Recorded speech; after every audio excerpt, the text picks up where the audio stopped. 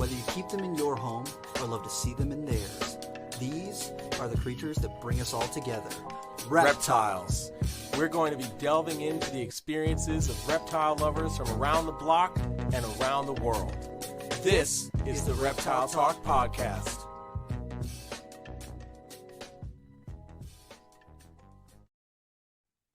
Boom. What is going on, everybody? This is Jeremy Turgeon from Brass Band Reptiles. And I'm Rob, and I'm keeping it real. And for once, we started pretty much on time, but yeah, we're right on it. Usually it. I get a notification because Rob's like holding a worm snake in his backyard. So I'm getting a notification from Facebook that's like, you have 30 seconds to get this thing going before we remove it from Facebook.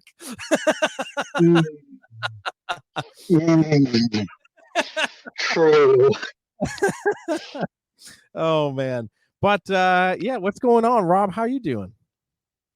I'm doing pretty good, honestly. I've been just trying to herp every single day that it's warm and not raining out.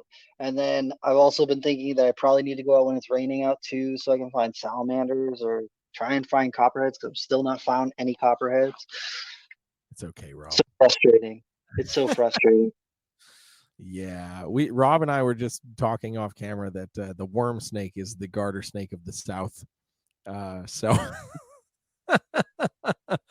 So he has found a large number of worm snakes, which I think is cool because I still have not found any. I have not even had the chance to go out to herp yet. So I'm living vicariously through Rob. So I get very excited for every worm snake that you find. I found ones from like this big up to like that big. So it's when I find a big one, I'm like, oh, that's really cool. And then every time I flip a rock, they're always like right near ants. So I'm always like, ants, worm snake, ants. Not sure how much emotion to put into it. Just grab a handful of ants along with the worm snake. No. Yeah, it'd be a bad day. Yeah. Oh man. Well, I'm super, super excited to be back. Feels like we're getting back into once a week routine, and I'm super stoked about that. Before we bring on our guest, I'm just going to throw this out there. Please, guys, make sure you are checking out USARC.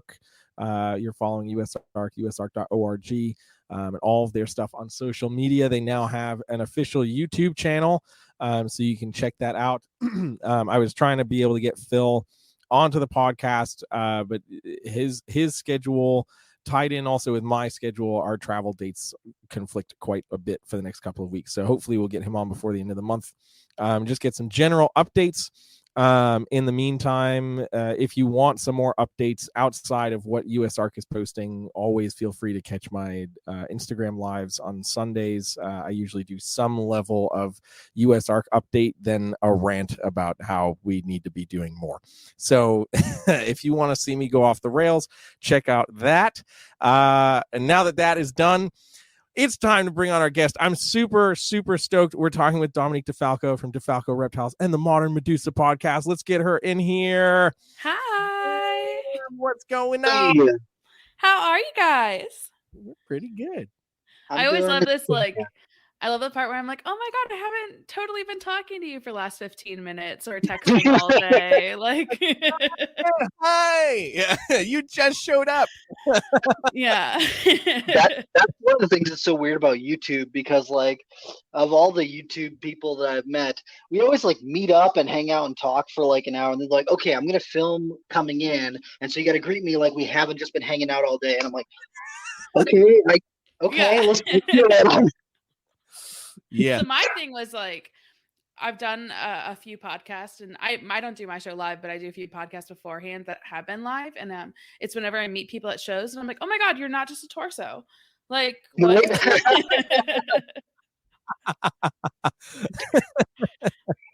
Oh man, you feel like they should also have a microphone or something always by their face, just in some area. yeah. Pretty much. Oh my gosh. Have you had any people at expos call to you and they're like, oh my God, Modern Medusa? Has that happened yet? I've had a couple people, and it's the weirdest thing in the world, and I don't like it because it's very funny. So for people who don't know me, I'm Dominique DiFalco. I do the Modern Medusa podcast. And it's like, I say it's a newer podcast, but I've been doing it for a year now. It's just I'm not very regular with it. I try my best, but life.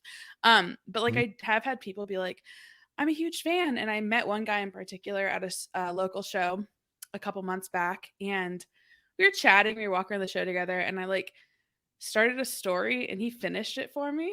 And he's like, yeah, no, I know that. I was like, oh my God. That's like, great. That was super. Yeah. He was like, is that weird? And I was like, yeah, but no, but like, yeah. I get people who come up to me and they're like, hey Rob, I got something I want you to show you. Like I listen to Reptile Talk all the time. I'm like, okay, cool. So I'm like thinking they're gonna show me something cool, and they bring me over and they're like, hey, look at this Burmese python over here, and I'm like, get away from me! I hate you. I need to know who those people are so I can hug them. Rob, you got to be a little more cynical. Come on. For real, I gotta do something because these people. Did I send you the picture of the guy with the Berm shirt at the Raleigh show, Dominique? Did I send you that? Mm-mm. Oh, I need to send you that because I remember the guy. I remember that. Oh my goodness! I'm not shaming anyone. I was mad you were not attached to his hip for the rest of the show. He had a shirt that had a Burmese python on it, and his python on it. It was his python. He's like, yeah, that's my boy right there. That's my snake, and it said Burmese python, a real man snake on it, and I was like. Excuse, that is Burmese python keeper behavior, but like I was not expecting it to be out in the wild. Like, come on. So that is like, I think that's the in life equivalent to when I'm on a dating app and someone says like snake dad, and it's them with like a pastel ball python, and it's like, oh, shame. Like, but they'll be like, you have snakes? I love snakes, and I'm like, I don't think you like. I don't think you understand. Like I don't. You don't know. You don't know. I mean, like, this is such an annoying flex of myself because I just think I'm cooler than I am.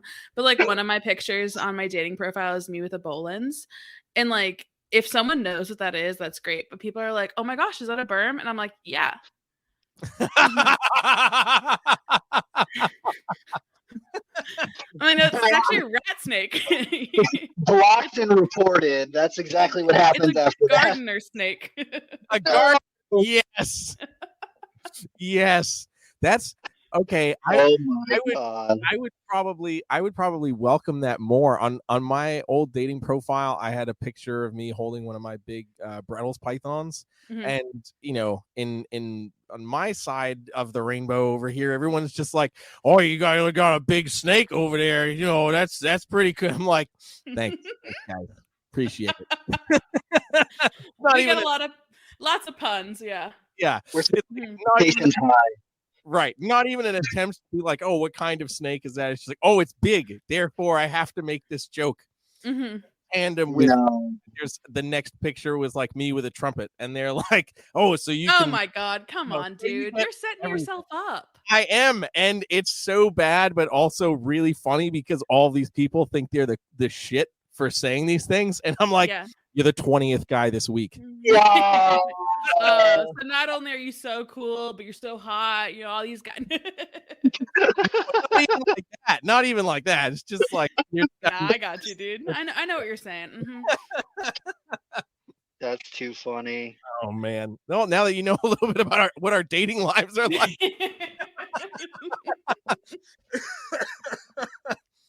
Oh my goodness! So amazing. I'm so glad I don't have to deal with that. Dude, yeah, consider yourself lucky, man. Yeah. It's brutal. It's a bad way to live. Oh my god.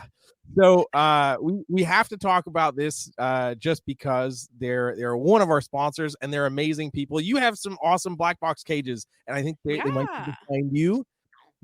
So they're here. They're still lit up. Hell yeah.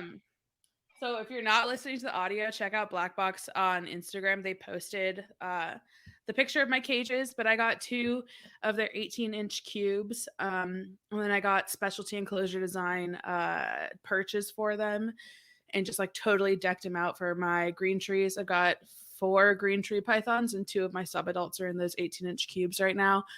Like 10 out of 10. I've been so happy with them.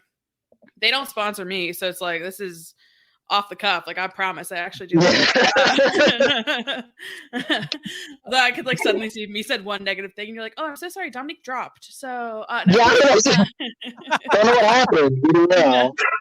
No, I've my collection has grown pretty significantly, and like I've only been in the hobby for about 3.5 years. So I'm getting my feet wet, and I have a decent collection for 3.5 years, and I've kind of gotten every cage you could just to see what it's like. Black Box has like been the easiest to work with and like the fastest to arrive, and the pricing was great. So super happy. We'll definitely be ordering more. My first recommendation for anyone. And then also, like, I run a podcast for women in herpetoculture. It's a woman-owned business. Highly recommend. Like, yeah, would just say it's great. And I've been loving it. I've had them for like a month or so now, all set up. Heck yeah. Yeah. Heck yeah. I love going down into my snake room and just like staring at my black boxes, especially when it's cool. It must be cooler for you because you've got the green trees, so they're usually like out perched doing their thing. Yeah. I have to wait for the right time of day for the Amazons to actually yeah. But then when it happens, I'm like, oh yeah, it's so cool. Yeah, no, I had these 2 in tub setups, and then I had them in a rack, and like it got to the point where I graduated college, I got a job, I had a little like of wiggle room money wise, and I was like, why do I have green tree pythons if I can't see them? They are literally the perfect display snake for a reason. Like, you need to have them out. So it was a good choice for me for sure. Heck yeah. Heck yeah. So shout out to Black Box Cages for sure. Also, shout out to Natalie's Reptiles, who is here in the YouTube chat. Thank you for the super chat. So I had a pic of me with my bull snake, and someone said, why are you holding a rattlesnake? Yes. Yeah. It happens. Well, that's like, I feel like my grandma does that. Like, I love my grandma. She's my biggest supporter. She calls whenever I call. She goes, "Oh, Dominique, how are the critters?" And the critters are nice. And then she specifically asks, "How is Trash?" Because Trash is my gargoyle gecko from Chris Painjab with Badlands Herpetoculture.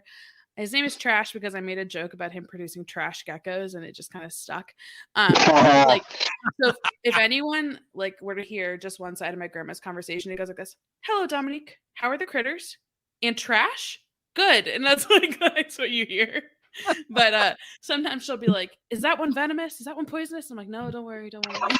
Yeah, it's okay. It's okay. Yeah, I'm not endangering my life. Don't worry about it. Yeah. Not this time. Not at least not with the snakes, you know. Fair enough. Oh man, that's epic. My grandfather, before he passed away, he used to always ask me about the big snakes. He always loved the big snakes, whether it be a worm, a boa, or a tick, whatever.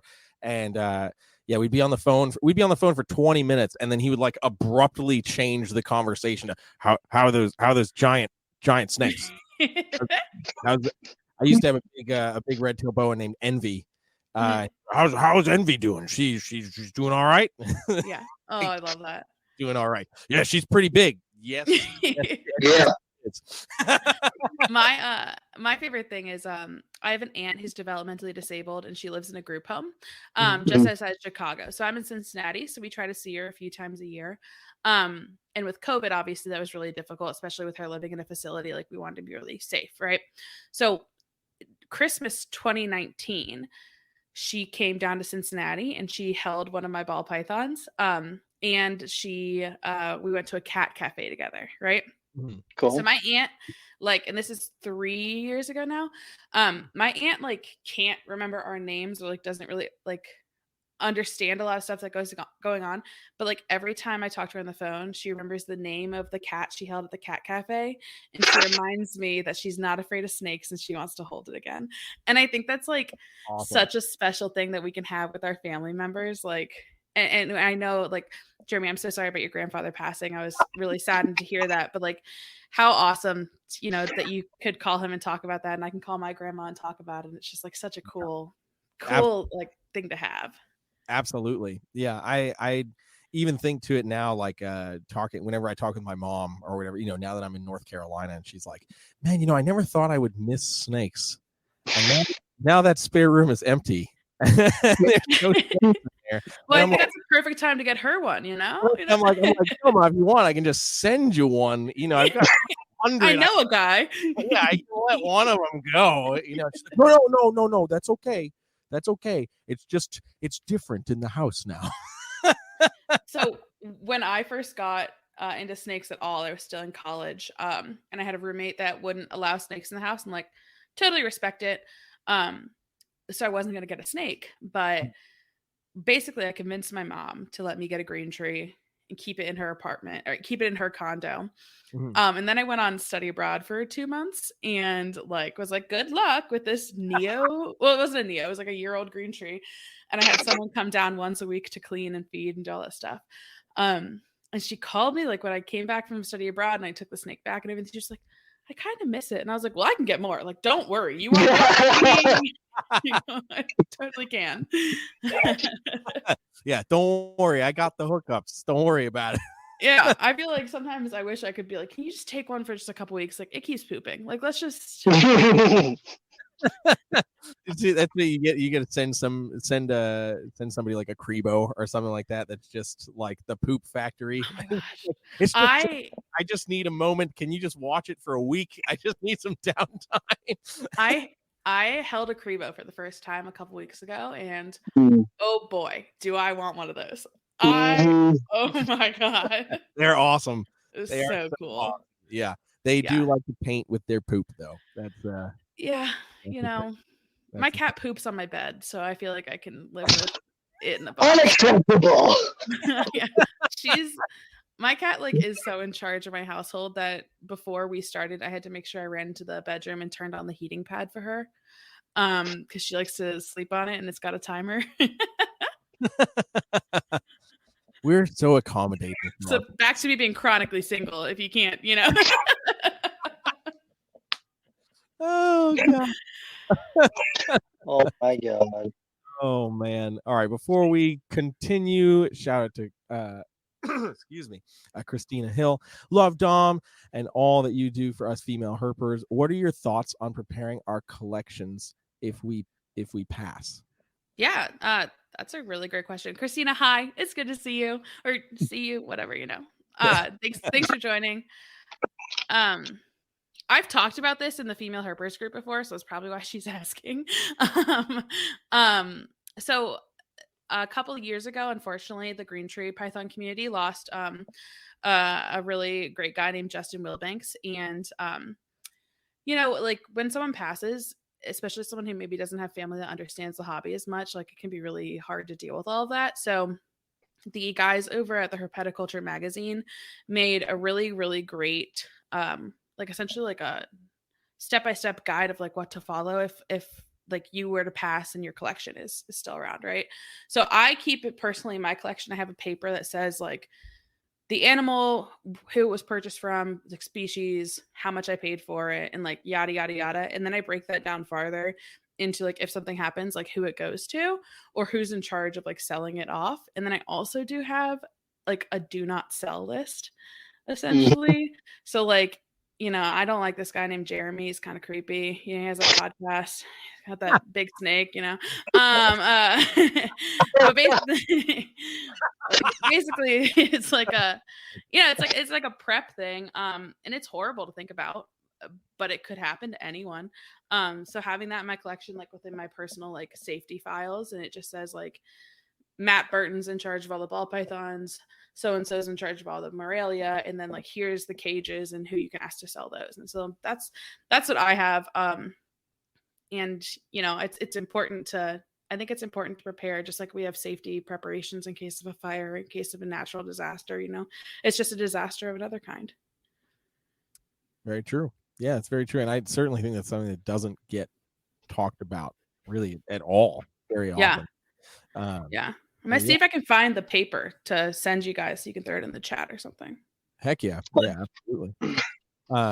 Heck yeah. So I know one of the things that we had discussed that we wanted to talk about tonight, which I think is great because Rob and I had talked about it before, but it's certainly always very prevalent, especially in today's climate, is burnout in the industry and how to handle that mental health and just being aware of being able to recognize it, how to handle it,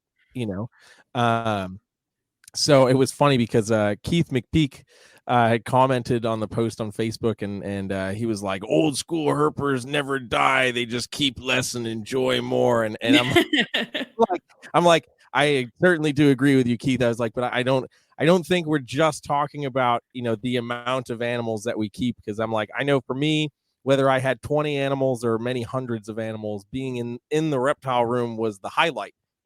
Yeah. Certainly maintenance can be a little tiresome, but being in that room was the highlight. So Dominique, what are some forms of burnout either that you've either experienced or that you've had conversations with other people that are going through? Yeah. So this is something that's like, I'm very passionate about. I'm like, personally, I speak out about it pretty often. It's like, I struggle with my own mental health issues. And so I think that that's a common thread with a lot of people in the reptile industry, or maybe just like people who are kind of in these like quote unquote weirder hobbies. We have a tendency to pick something up that like maybe we can throw our emotions towards instead of like looking internally, which is, how we go to therapy and shit. I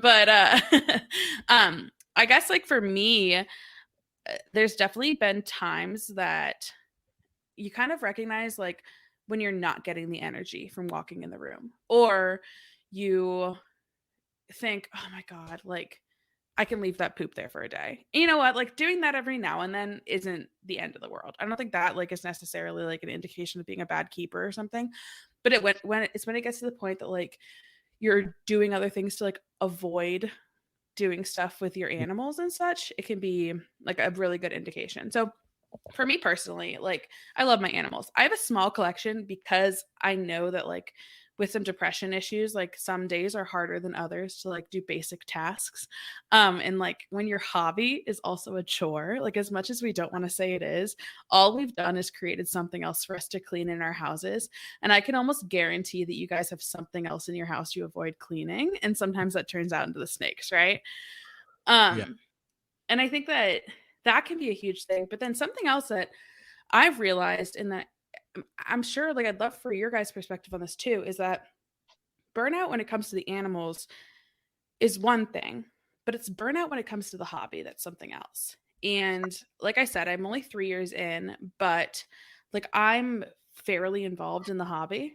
I run a large Facebook group. I'm involved in other groups. I have a lot of friends. We talk all the time. Like sometimes even just always doing that every single day can like lead to burnout because you don't like kind of let your mind shut off. And so for me particularly, like something that made me think about this more recently is the podcast, right? So I have my Modern Medusa podcast. I absolutely love it. It's like such a passion project for me. And I can record it so well, right? But then I can't edit it. And I can't sit down and do that part. I can't sit down and like put together the graphics, and then you get to the point where you're like, oh my God, I haven't put out an episode in 3 weeks. Like no one's going to listen. Everyone's going to be so mad at me. Like they're not going to ever want to listen again. Like then you worry about your sponsor and like all of that stuff. Right. And so I think we can kind of like spiral. And so that's like where the burnout for me comes in. And then like how I handle it is like getting help, I think that you just have to like talk to your friends or like talk to other people who maybe do understand it. It's like, for example, I've recorded 8 episodes of the podcast. I recorded 8 episodes back in November. I couldn't edit any of them. Seasonal depression. I changed jobs. All that stuff was kind of going on. And then I was like so worried, like, well, what if they suck? And I haven't listened back to them. They don't, by the way. I was like super proud of them. But I found someone on Facebook who I paid to edit. And I said, listen, you're not going to know what they're talking about. I need you to take out the awkward pauses. I need you to take out the ums. And then I can listen through to a more finished product and do it myself. And so I think like making those accommodations for ourselves is so important, but also recognizing when like general burnout is maybe different from depression. So my therapist does a really good job talking about it on her social channels, where it's like burnout is usually like time sensitive around a certain topic, whereas your depression is like all encompassing, so like realize when it's an issue with just doing the snakes versus when it's an issue of getting out of bed, those kinds of things. And I think that being more open to having conversations and admitting that, like, as much as I love my animals, sometimes I don't have the energy to clean, or I don't have the energy to finish, to clean all the water bowls, so they just get topped off. Like, starting to say those things out loud and admitting that we all do it can help like newer keepers or people who maybe haven't experienced this before, like feel more comfortable and more confident to like maintain their collection and stay in the hobby longer. Mm-hmm. Yeah, and I literally saw a TikTok the other day that was talking about burnout, and it was just talking about like general burnout, but it was like, the effect of burnout on the body can take between 3 and 5 years to fully recover from. Mm-hmm. And like, what? That's it, because people think, oh, once I do the thing, then everything's cool, everything is just back to normal, and it's like, no, it's a process. It takes time. Like, I got so burned out on Facebook groups because like you'd get on there and I've been breeding stuff for how many years now, and I produce so many different species. I post something on there, and then somebody who's got one snake is like, oh, you're doing this wrong. And I'm like, what? Is Wayne gonna have to slap a bit? Like, I'm like, okay, you must know better than me. Okay, I've got a half full incubator right now. I don't know what the fuck I'm doing, I guess. But like, it just really got to me at one point, because like I was just like, man, I've got this huge amount of resources that I can help people, or you try to help people and then they tell you that you're wrong, and it's like, okay, well, fuck me, I guess. Like, I guess I've got no valuable information for you. I've only been doing this for so long. I've only seen what exactly is happening to your snake happen to 20 other people before you. There's no way I could possibly help you out. And I just got so burned out on that. Mm-hmm. And I just like, I stepped back from every Facebook group I was in for like 3 years, something like that, 4 years.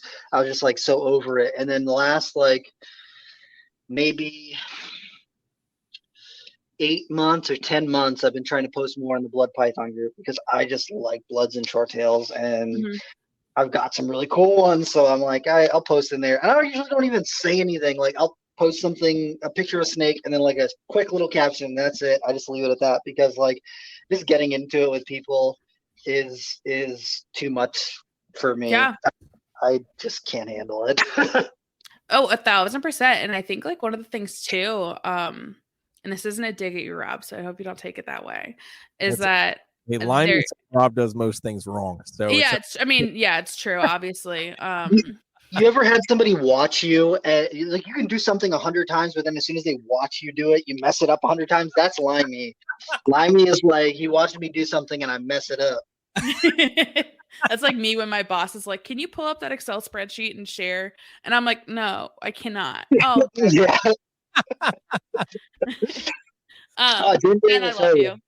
You're the best. No, but what I was gonna say is, I think like one of the things too that we have to recognize, regardless of who you are, there is such an element of pride associated with working with reptiles, right? Like, even if you're not generally like a prideful person, we're proud of the work we do. And I think that sometimes those little digs or those comments can be such a hit to the pride, and like that can tear you down, and that can be so overwhelming, especially like when we're living in a space where comments are everywhere. Like, anyone can get in touch with you and anyone can say whatever the hell they want to you. Like, I made the mistake a couple months ago, and I shouldn't have done this. I went back to a podcast I was on and I read the comments. Ooh, and they were don't do that. I know. And they were shitty. And I'm sitting here thinking, no matter like 100 positive things anyone said to me, that one negative, that's what I'm remembering. Right. And so then that's like, it's planting those seeds of doubt, like over and over and over again. And it's not even when someone just says something to you, but it's seeing someone do something different and maybe be more successful, or maybe seeing that person who did just buy 2 new animals, put them together and managed to get a stellar clutch. and it kind of like dings you where you're like, what the hell? I've been working on this so hard, you know, like, and I think it's that constant barrage of those little things that can happen. That's why like you don't wake up burnt out one day, you know, like you simmer for a little bit and then suddenly like it's not until you're like pretty far into the burnout that you notice it's happening. And it's not just with the animals, it's like life, you know? Yeah, for sure.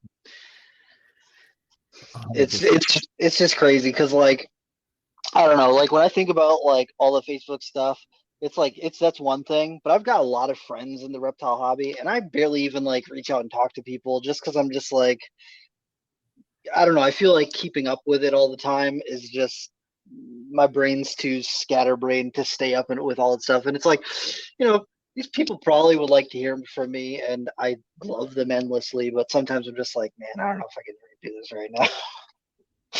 Yeah, and it's 100% on me. It's got nothing to do with them. It's just like, you know, me. I think it's important to note too that you know, everything that we do, especially for those of us that are involved heavily in some level of social media and everything too, where every level of this that we stack on for ourselves is another job. You know, and I don't mean it's just like, oh, like a task to put on the to-do list. You know, I mean, if you're like invested in social media, you're invested in your collection, you know, like all those things, those add up to another job. I mean, think about it. How many, you know, celebrities, let's forget about the reptile realm for a second. How many celebrities, like they have a PR person whose job is to manage their social media and do all of that for them because that person doesn't have the time of day, you know, because they have everything else on their plate going on, you know, you tack other things into life that might be going on for that person. And it adds up really fast. You know, and then just like you were saying, Dominique, you know, before you know it, you're like, wow, like I'm just not into it. And you start to realize like, crap, I'm just burnt out, whether it be from life or, you know, whatever. But it's really easy to get into those situations. And like, I know personally, I don't pay attention to too much social media stuff outside of what I have happening for my own profiles and whatever. And I try to respond to comments and messages as they pop in. But I think one of the greatest things that I did for myself over the last couple of weeks was utilize that do not disturb feature on my Yes. I love that. Yeah, just to be able to shut that off and was like, you know what? I'm only going to look at my phone when I feel like I'm ready to. Yeah. And having that moment of clarity and then realizing like, yeah, you know what? There's 15 messages that I need to look at, but that's fine. It's okay. I don't need to pay attention to that right now. You know, I have something else that I need to be doing, or I just need to unplug for a moment. And I think being aware of that is also very, very important for your sanity. Yeah. And you're so right. And it's like the amount, by the way, I'm taking notes like a total dweeb, but I am taking notes. Absolutely do it. And also really big shout out to Joe Rosa for the super chat. Thank you very much, sir. Joe, listen, you're paying my attention. Off, so maybe I'm not responding to your text messages. Put you on do not disturb, Joe. Yeah. Hello, Joe. Good to hear from you as always. No, I think like and I'm gonna turn this back to me because I'm in charge. You know, like you talk about like every little thing you do adds up. Every interaction you have leads to like some expectation of other things, right? And it can get so hard to like start to say no. Yes. And like a really great example for like something that I literally last week I stepped down from being the intake coordinator for the reptile rescue I've worked with for almost 4 years. And it was like such a gut-wrenching, like horribly hard decision to make. But I had to recognize that every single time I was getting an email, every single time I was getting a phone call, like I was getting anxious. I was getting frustrated. And I started to get like really angry, like at people trying to give up their animals. which is like totally the wrong mindset to have, right? Mhm. I should be going into this like happy that people are looking at the correct way to like get their animals into the correct homes, but like Mhm. I was totally having those negative emotions to it, and that's kind of like where the burnout comes out, you know. It's Mhm. like, oh my god, like I'm getting so burnt out, it's negatively affecting me, it's negatively affecting the rescue because I'm not responding fast enough, maybe I'm not being as helpful as I should. But like that can come up in so many ways. Like our Facebook group, the women's group I run, it's over 11,000 members now, which is insane, right? Mhm. I had to like stop for a moment and like tell my admin team I have to get Facebook off my phone. And I think that's where we kind of go back to the conversation that I was saying earlier, that like it's so important to surround yourself with a village who's going to support you. Because someone made a joke in the comments, and like I totally get it. Like it turns into a people hating club, like not a reptile loving club. And I totally get Mhm. it. But also some of the friendships I've made within the reptile hobby with people maybe I've never met before, like are some of the best friendships I've ever had, you know. And like knowing when to turn to those people and ask for advice and get the help you need from them is just like so important. For sure. For And sure. Joe, that's a hilariously like bizarre comment. Poor guy was struggling on super chat, so I'm like, just say what you want to say, man. I'll hide. Those of you who are not watching YouTube, Joe's comment was, if we could bottle Rob's smile, I would drink it like coffee and never burn out. So, Rob, watch your face. I guess. Nah, if you guys don't know Joe, he rocks. He's I think I mentioned it earlier, he's a good friend and a great supporter and just like kicks ass. So super cool Morelia too. And he drinks people's faces like Heck coffee. yeah.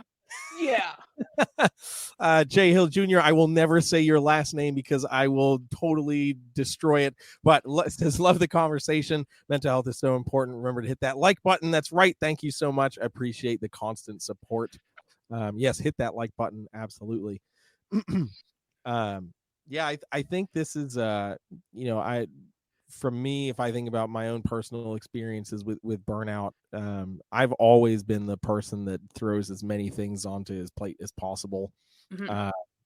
I mean, from an obnoxiously large collection of reptiles to being a full-time musician, and before I moved to New Hampshire, working as a teacher, and dabs all around. I was coughing. I know.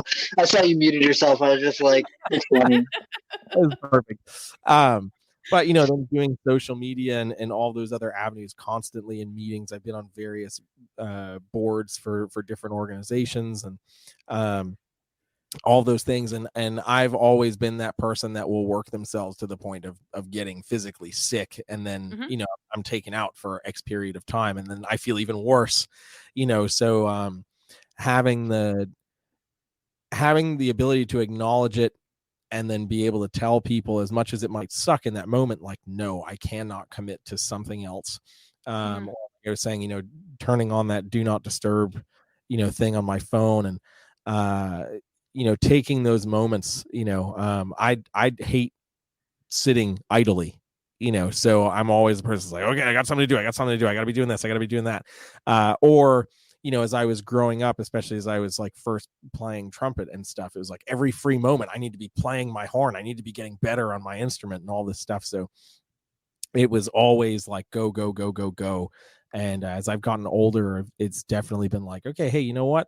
It's okay to, sit on the deck with a cup of coffee in the morning and like not look at your phone and just enjoy starting your day off that way. And then, then you dive into your insanity for the day. But, even taking some time at the end of the day, maybe to scroll through social media, but not worry about paying attention to what people are saying or comments that people are leaving on your own stuff, but to enjoy social media for what it's actually intended for, which is like nonsense and hilarity, or at least that's what it's supposed to be for. Taking those moments for self winding down time, Limey, shut the hell up. Oh, apparently that wasn't personal at all, was it, Jeremy? I mean, you would be that guy. I love you so much, dude.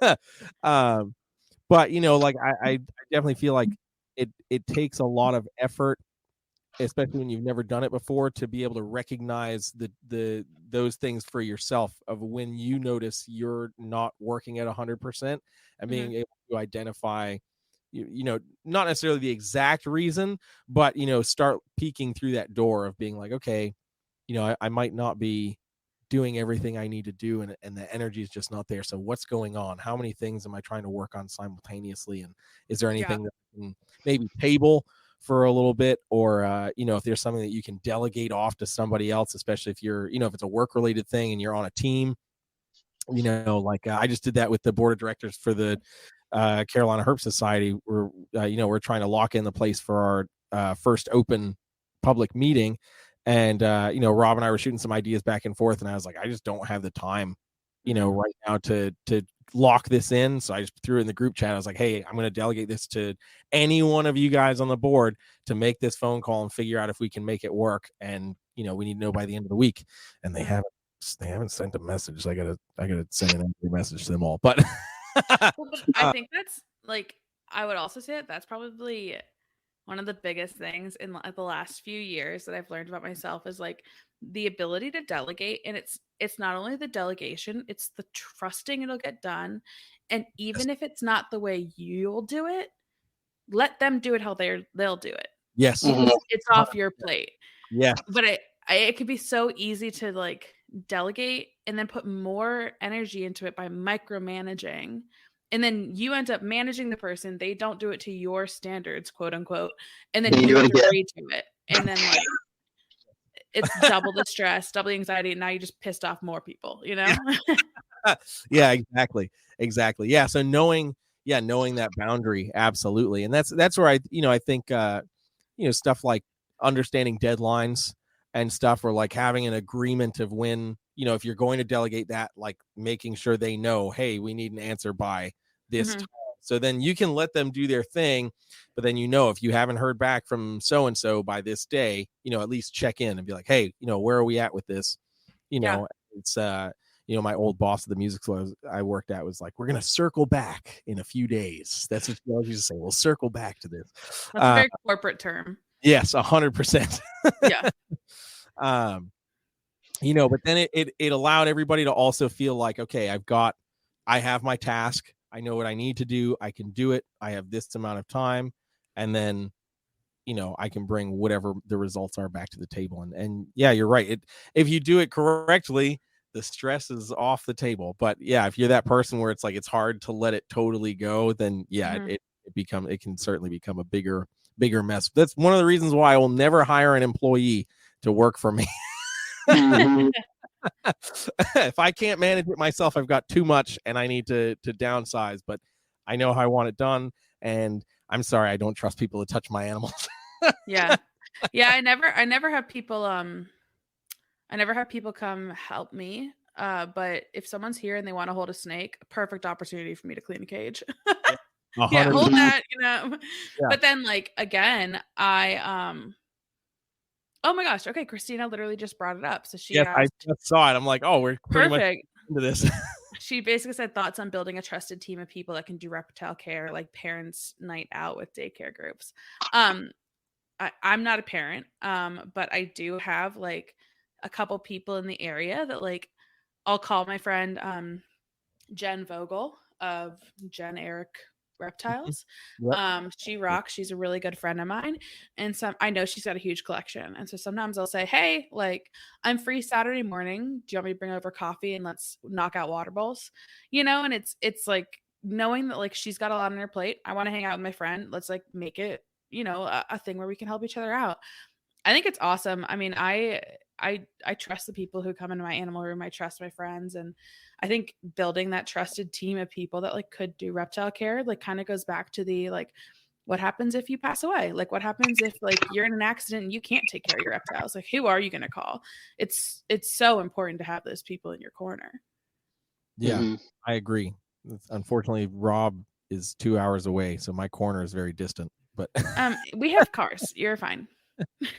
This is true. This is true. No, I will 100% agree with that though, because like the couple weeks ago being away in New England, I was gone for a week and a half. So luckily, my roommate Lenny is also a reptile guy, and I've known him for many, many, many years. And I was like, hey, look, I'm going to take care of everything before I go, but halfway through the week, can you at least just go check water bowls? Mm-hmm. Just make sure everybody's got water. And if there's poop that's really gross, I know you can take care of that, but for the most part, it's like water is the most important thing.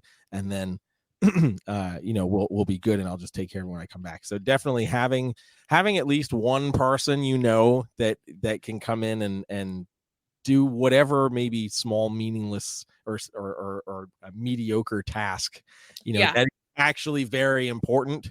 But in the day-to-day grind is like, I'll get to it when I get to it. Like is a weight off your shoulder. Jesus, Limey is roasting tonight. Dude, it's a good thing I like you, you old bastard. Too funny. Oh gosh, we don't talk about Limey's mental health because it's his entire health that's the problem. So. Feel like I shouldn't comment. I don't know the guy. Comment. Just comment. I can't wait for you to meet him. Is the I feel like I don't want to. Limey is one of the greatest people I think I've ever met. I think Rob and I both known him since we were kids. Really, the old British curmudgeon. Oh, that makes sense. Okay. Yeah, he's not just being mean for no reason. It's because he's British. Yeah, British. no. Yeah. I'd be pretty sad if I lost all the wars too. But He's like, I live in the U.S. now, so I'm on your side. What are you talking about? Limey, I heard you shaved your head, and I heard you scared a whole bunch of teenagers because they I heard it was pretty bad. You should double check your barber. One time I shaved half my head, and then I realized I was in a manic episode. So mental health is important. Very important. Limey, do you have? Oh gosh, that's funny. Okay, I want to take a quick pause just to run our sponsor ads because I didn't realize we were over 45 minutes in. So I'm going to run that really quick, and we will be back in about 2 minutes. Black Box Cages, located in Buford, Georgia, is your one-stop shop for all of your caging and rack needs. Owners Jen and Clint are at the helm of this fantastic company. With one of the shortest lead times in cage and rack manufacturing, Black Box can satisfy anyone's needs. From baby racks to V70s, arboreal and terrestrial caging to deep-fronted bioactive enclosures. You can find everything you need right here. New enclosure sizes and products are added frequently to their availability, so be sure to check back often. Black Box Cages have tons of customizing options for lighting and heating. Along with that, cages and racks can be stacked with metal stacking dowels, and all cage joints are dadoed for improved durability and stability. Most cage units are flat packed, but are pre-assembled prior to shipping to ensure a solid build every time. The Micro, XC18, XT3, Bio-G, and 3-stack V70 ship assembled, and all other racks are shipped freight and assembled.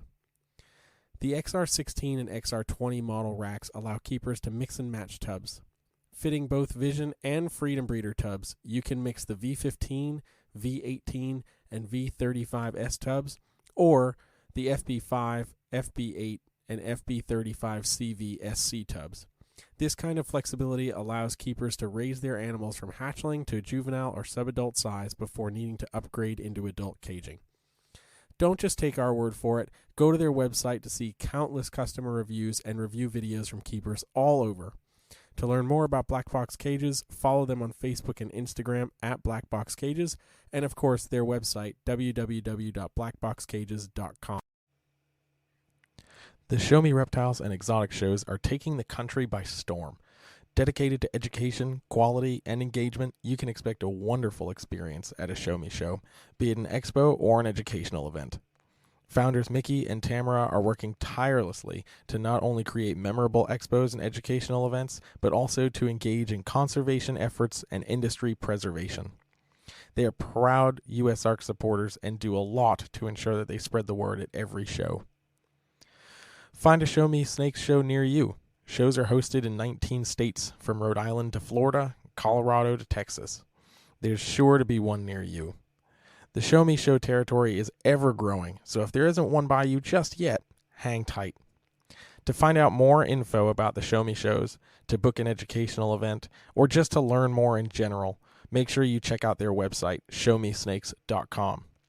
All of the links to their socials and, of course, their website will be available in the podcast description. Boom. So shout out to both of our sponsors, Black Box Cages, who we talked about earlier, and Mickey and Tamara from the Show Me Snakes shows. If you don't have a Show Me show in your area, hopefully you will get one soon, because it's so worth going to and just enjoying. And just a massive shout out to Mickey and his entire team for really raising the bar and hosting a lot of wonderful auctions for USARK that have been bringing in some great large amounts of money. We usually don't see it at the smaller shows.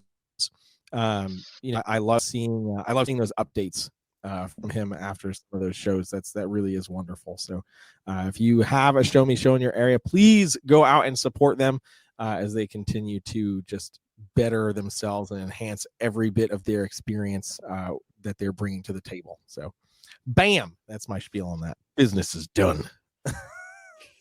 Such a salesman. Yeah, Jeremy, you glitched there for a second. Oh, I did. Oh, yeah. Did I do the robot? Yeah, a little Yes. bit. A little bit. Oh, well,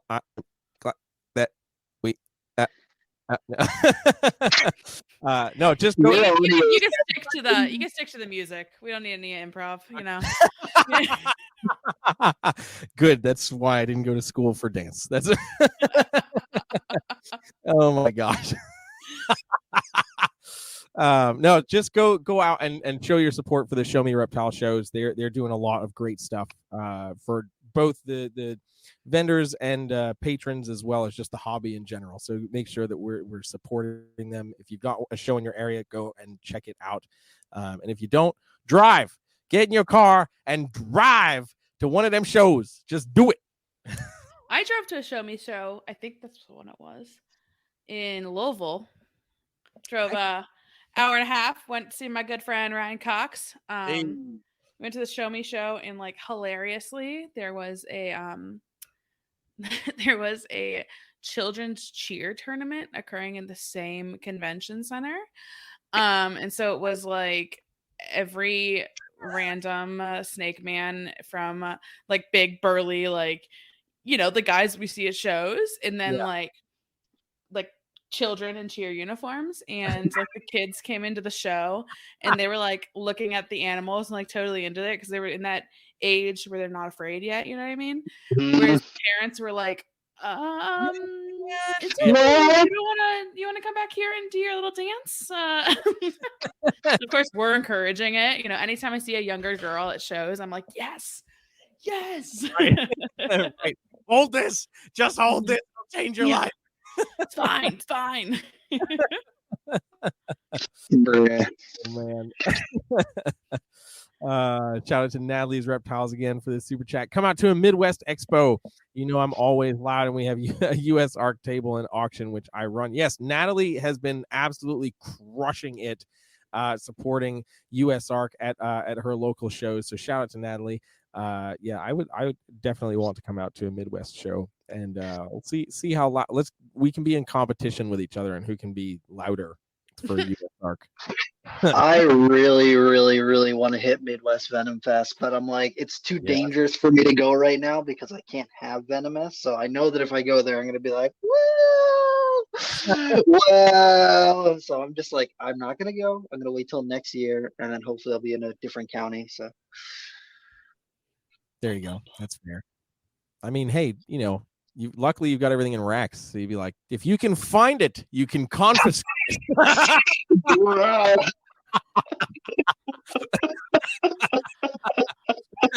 Pick your poison. I'm writing down something to tell you off air. Okay. Remind me. Dude, not me, someone else. Oh, God. Bruh. I'm jealous that you get to go to the Vogel's place because they look like they have some incredible animals. Yeah, they do. They really do. It's been a really nice friendship to have with Jen. I know Eric as well, but Jen and I definitely are better friends than Eric and myself. But yeah, it's cool. I've been incredibly fortunate. And I think this kind of goes back to earlier, like building that community. I have been so fortunate to see some really phenomenal collections like around the country and around the world. I'm going to Europe in May, and fingers crossed, I've got a cool collection out there I'm hoping to see. Yeah. And I think and it's so easy to just not be a dick online and make friends. I'm just gonna put it out there. Yeah, it is. Like if you're just generally not a horrible person and you respectfully send someone a message saying, I want to come see your animals, it's worked a lot for me. Maybe I have some sort of, I don't know, maybe I'm lucky, but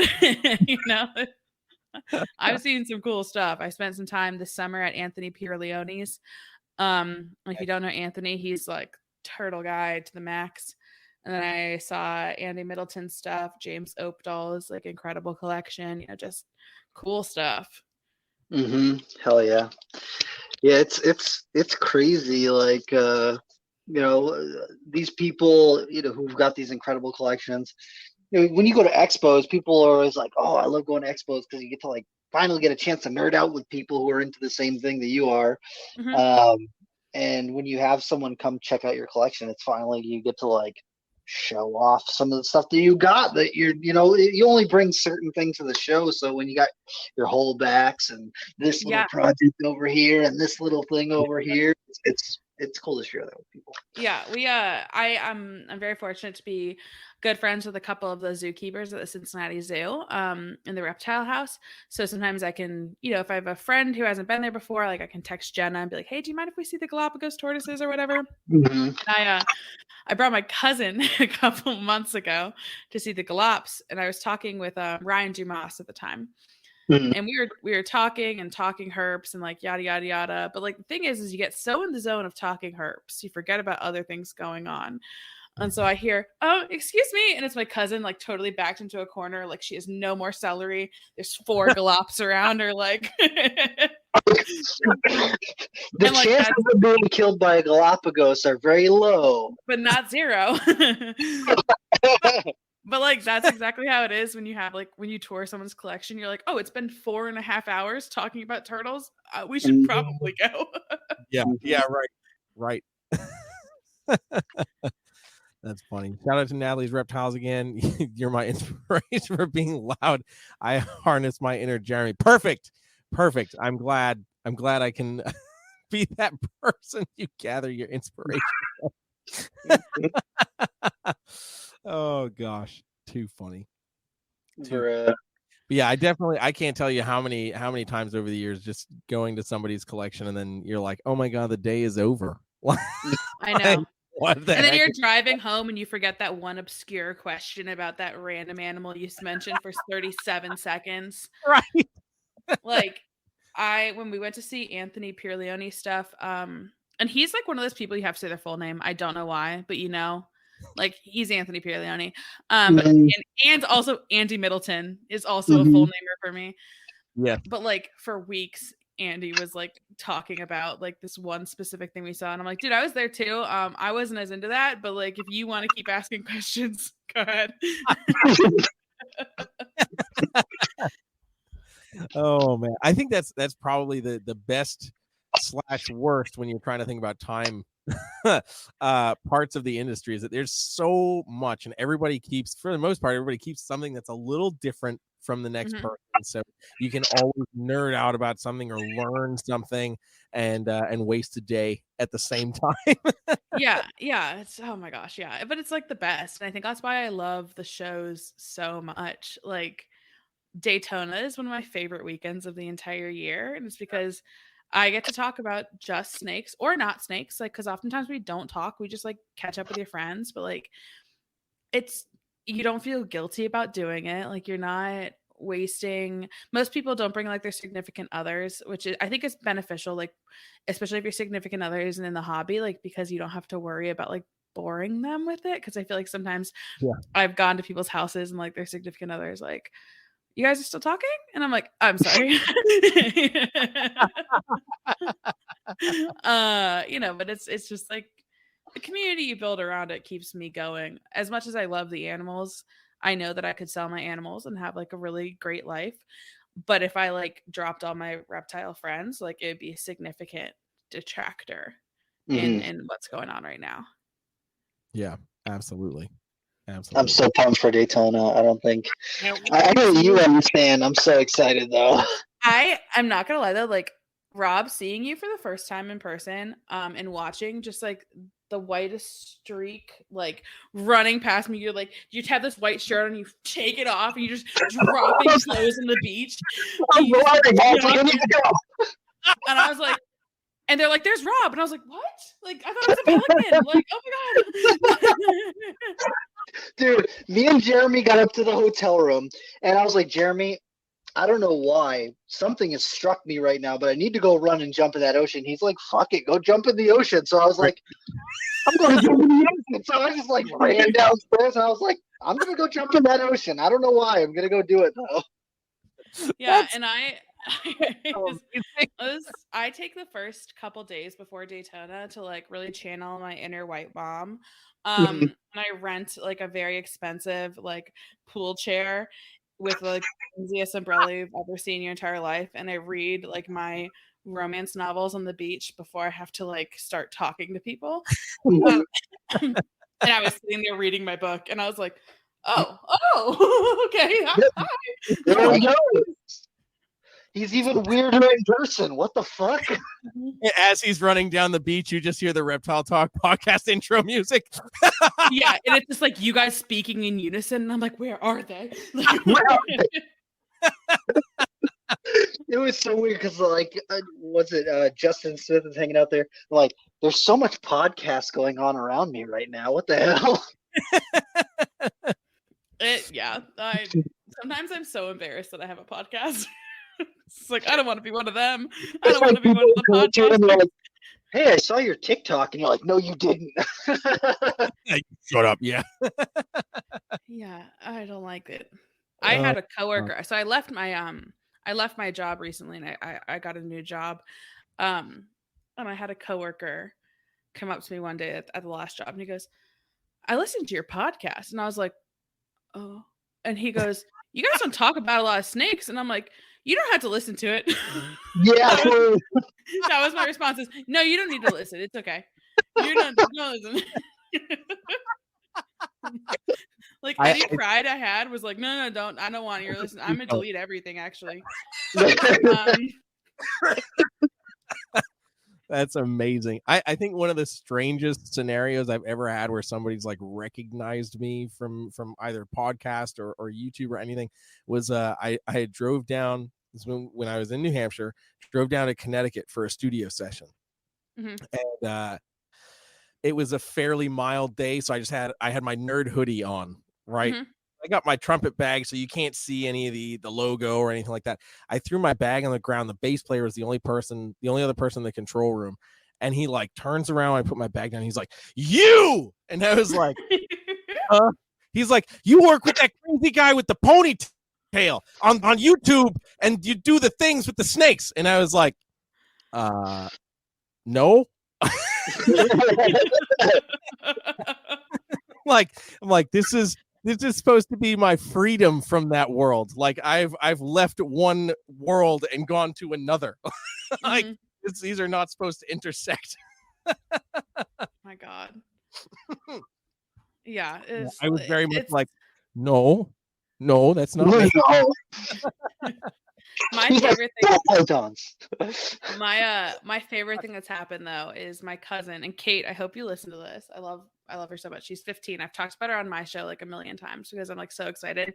She texted me out of the blue like a few months ago, like probably 6 or 7 months ago now, that she's into reptiles, and I like did everything in my power to like bring her to Cincinnati. She lives in New Jersey. They drove down to Cincinnati just to see my animals, and like that's why I brought her to the zoo and the aquarium and all that stuff. But like the funniest thing is like she's talking about these people, like the reptile people, like they're actual celebrities. And like I love y'all, you're not celebrities. Like I'm not either. But like Catalia, like I know Aaliyah, you know, we chatted and she was like, no way. I'm like, no, yeah. Like, she's really nice. Like, or like Emily from Snake Discovery. And I'm like, yeah, I've spoken with Emily. She's like, no, what? And I'm like, Kate, we're all just nerds. We're just weirdos. Like, some people are just better at marketing it than others, you know? Like, don't worry. It's so true. Some people have found the way to put the bow on the box. Yeah. You know? Oh, man. It's too funny. That's awesome. Yeah, I love that. And I think it's like, it's my favorite thing in the world to like try to explain to other people that like I'm slightly cool in this very, very niche market of the internet. Like the smallest, like the least cool of like the cool places I could be cool in. I'm cool sometimes. But like not even consistently. Like could that be our like the three of ours next Facebook status is like, yes, I'm cool, but in this very tiny niche of people that are sort of not cool, but also like very no cool. one all but like you're only cool if you're in the club where people think it's cool. Everyone else thinks it's like very not cool and probably demonic. And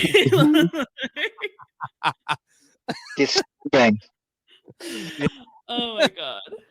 Everyone in my new job calls me Snake Guy behind my back. So I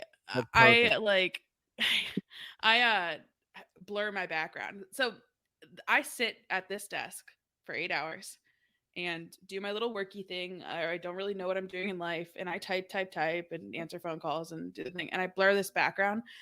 And I had it unblurred for a meeting the other day and I didn't mean to. And it was like with a manager. And he was like, what is that? And I was like, shit.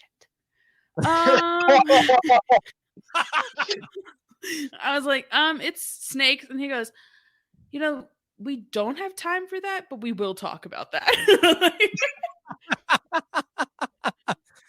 That is so awesome. Yeah. When I was up north doing my stuff, I spent a couple days teaching at my former high school and whatever, and I didn't realize that in one of the classes, and I wasn't pre-warned either by any of the teachers, that they had been talking me up before I got there or whatever, and one of the kids like Googled me or whatever. Oh no. All the snake stuff. I'm like, I'm coming up to teach music, and this person's like, this guy's got a shit ton of snakes. What is we're like in the middle of the class, and at the end of every class they held like a little Q&A for the students to ask me stuff or whatever.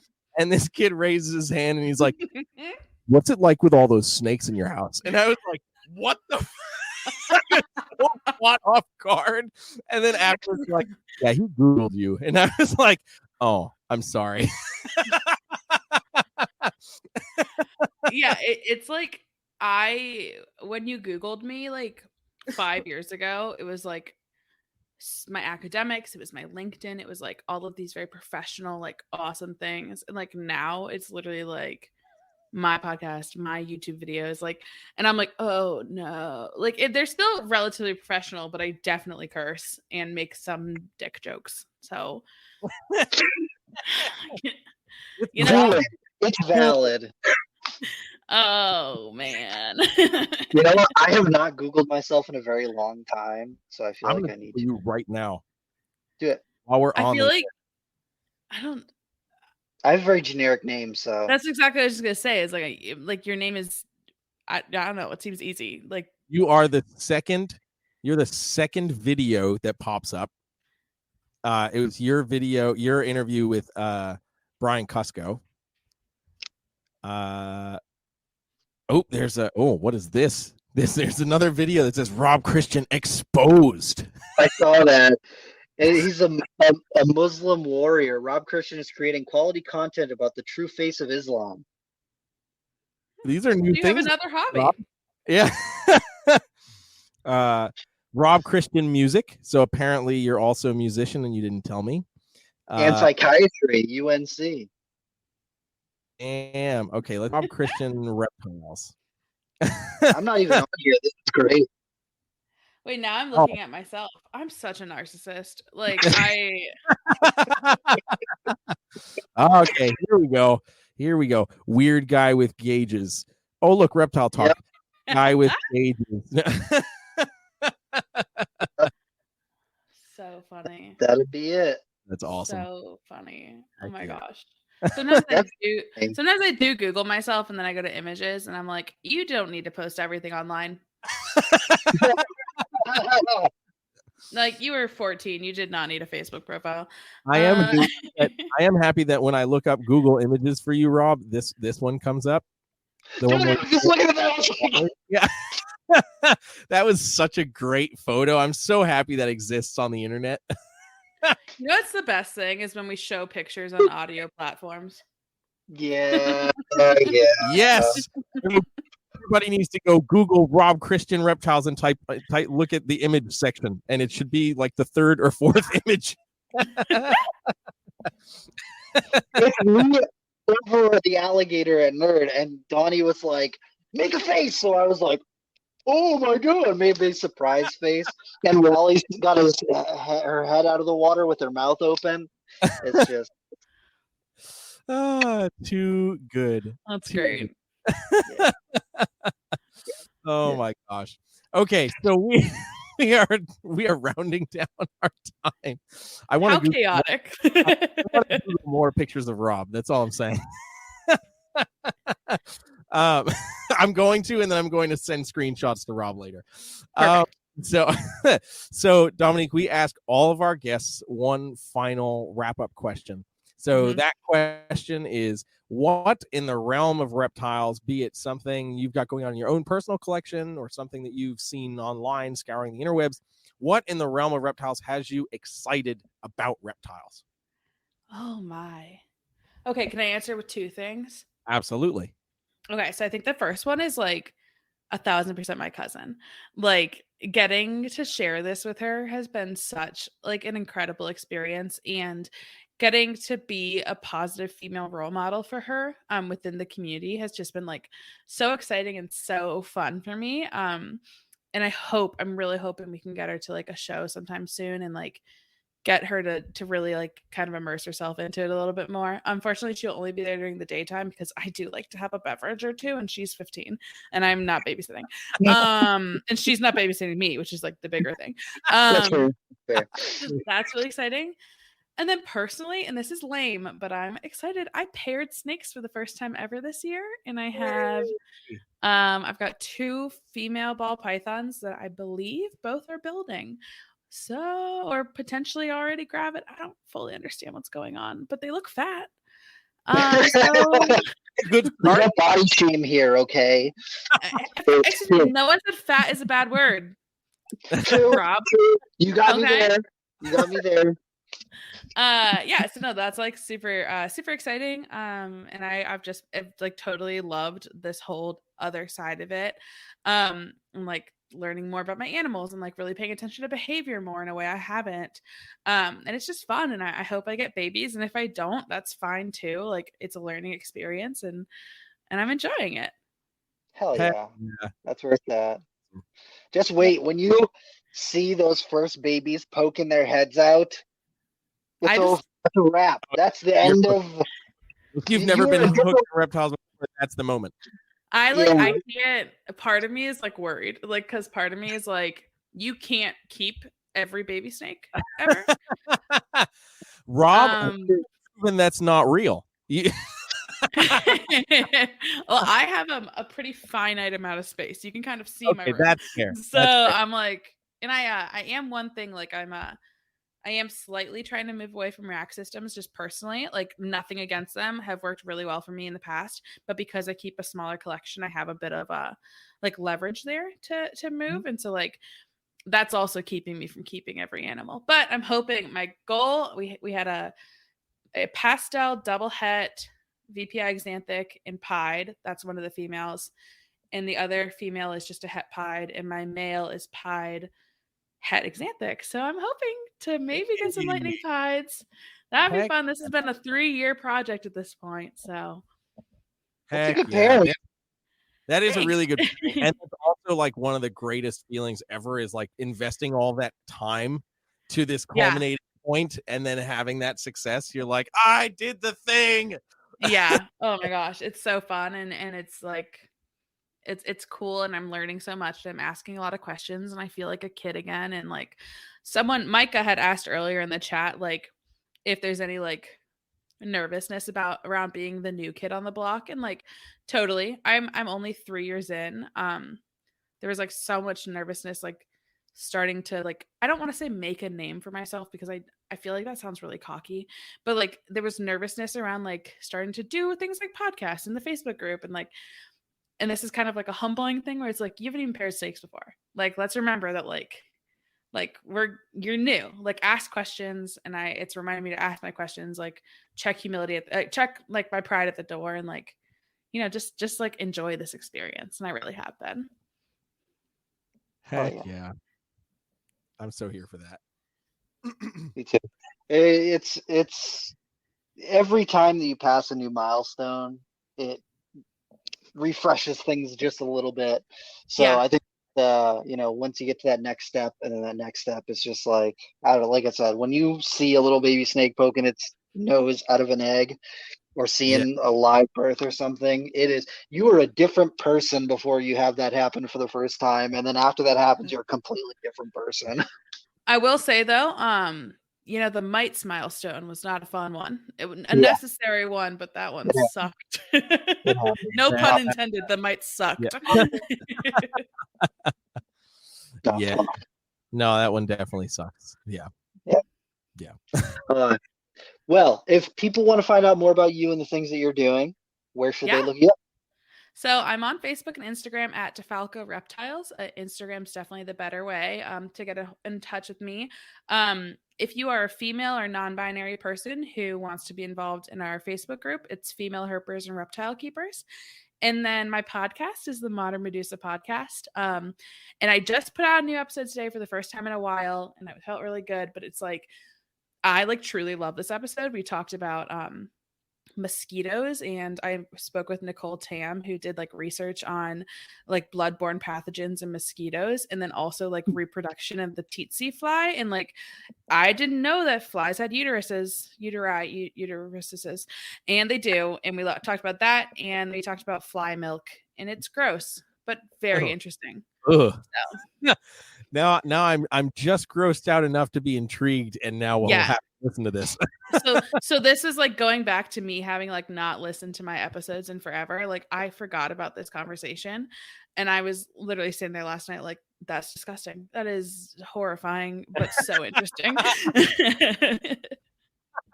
But no, but I just I do want to, like, before we cut off, to say thanks so much for having me, guys. It's like truly such a pleasure to be your friend, to have you in my network, and to see the great things you guys are doing for the hobby. So thank you so much. We're trying. We appreciate you coming on. It's been a great conversation, and look forward to seeing you at Daytona. We talk anyway, but looking forward to seeing you at Daytona and hanging out again. So it'd be so fun. Yes. Jeremy, if people want to find out more about you, where are they going to go? You can literally go everywhere because, as I say all the time, I'm a slave to social media. So at Brassman Reptiles on TikTok, Instagram, obviously YouTube. If you guys are watching, you already know that. Facebook for sure as well. You won't find Brassman Reptiles on LinkedIn, so don't look there unless you want to hire me as a musician. Just Google me. What about you, Rob? Where can people find out more about you? Grinder.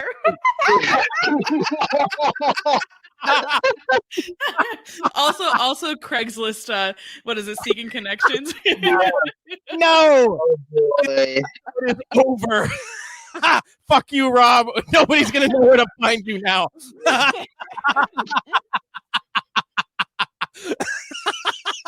That is amazing. Wow.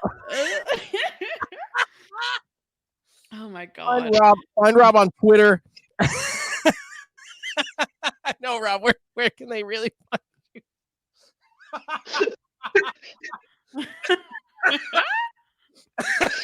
You can find me on Craigslist under Velociraptor searching for Velociraptor. Open to Stegosaurus on occasion. Occasionally. Dimetrodons, we try and keep it sleek. Yeah, Rob is creeping it real on Instagram and TikTok. That's pretty much it. Don't look me up on Facebook because I don't add most people on Facebook. I got 1,000 people my friend requests queue on Facebook, so don't add me. God, it's so hard to be cool, guys. Like, no, that's not cool. Group, that's not cool. It's cool horrible. It's horrible because I look at it and I'm like, I should add a couple of these people, and then I click on a profile and I scroll for a little bit and I see some like really crazy shit, and I'm like, I don't even know why I looked at that. I need to go away from this.